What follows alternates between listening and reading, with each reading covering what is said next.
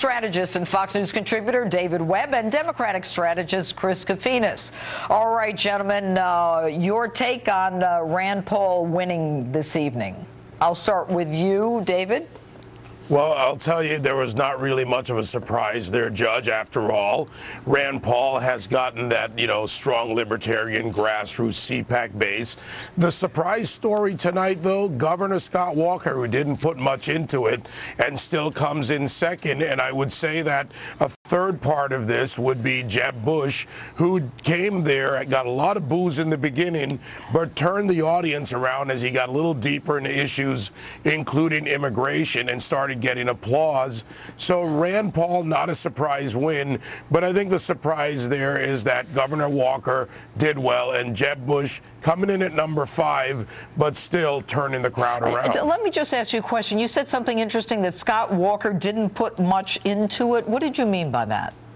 Well, he didn't have this notably large group coming in and saying, okay, we're all here, we're going to push for him, the kind of the way Rand Paul and Ron Paul would do it.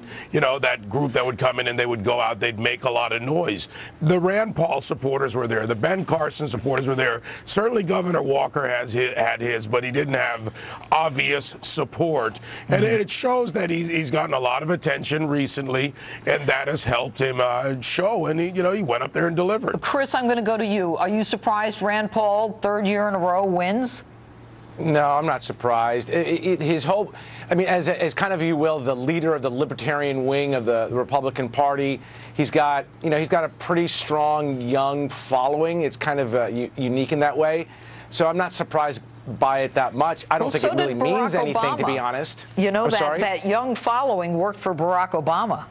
Yeah, well, the question is, does it work for Senator Paul in the Republican primary? Now, if you watch his speech and the way he talks about intervention and the way he talks about foreign policy, it doesn't mesh really well with, some of the other Republicans up there were being very hawkish, very interventionist, in their tone. So you're going to see this play out in glowing colors, and just another, to me at least, example. There's some real strong divisions within the Republican Party that you're not going to find a middle ground on. You're not going to find a middle ground between Rand Paul's vision for foreign policy and, let's say, Scott Walker's vision for foreign policy, or Jeb Bush's. I completely disagree with that, Judge.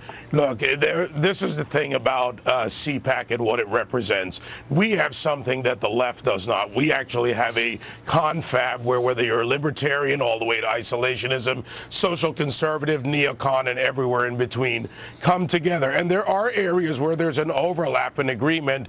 But what I saw here, and having been on the ground with this from day one, is that people are having a discussion on the issues. It goes to why the straw poll this year was very much more effective under Kellyanne Conway and the polling company, because she dealt in issues instead of just the straw poll about the president, how people responded on issues of the economy, how they responded on immigration, on national security, on social issues. Well, so it's easy to just say either or, but these issues are not an either or proposition. David, let me ask you one question. Hold on, Chris. The question I have, David, is what is the most important issue to the Republicans and to the American people? Let me do it more generically.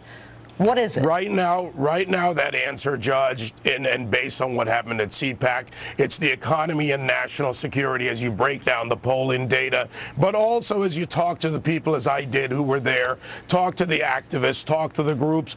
People want to be able to afford a life, have a good life, and they want the security economy, of knowing that national their life security. Chris, absolutely. Your take? What are the most important issues to the American people?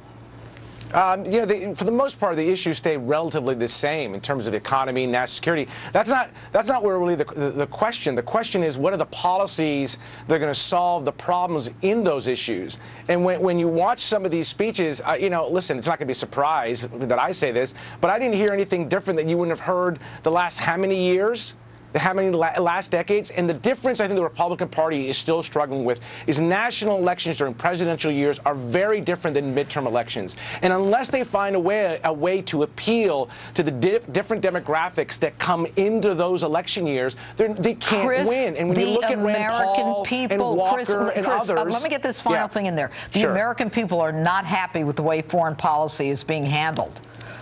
They may not, but they may not. Let's say I just cede you the point that they're not happy. In terms of a national election in a presidential year, that is not going to be the defining issue. If Republicans go out, listen, I hope they do. If they go out and they make foreign policy the key issue, I mean, I hate to tell you that even in the CPAC conference, Republicans, libertarians were supporting a non-interventionist foreign policy. Well, you know what, Chris is wrong on this because he's putting it in the hands of just the politicians.